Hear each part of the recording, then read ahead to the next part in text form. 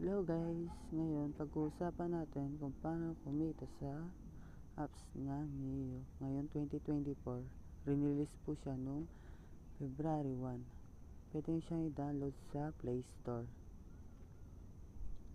At pagka-download nyo po, pupunta po kayo nyan sa login. Pwede kayo mag-login ng Facebook or Google.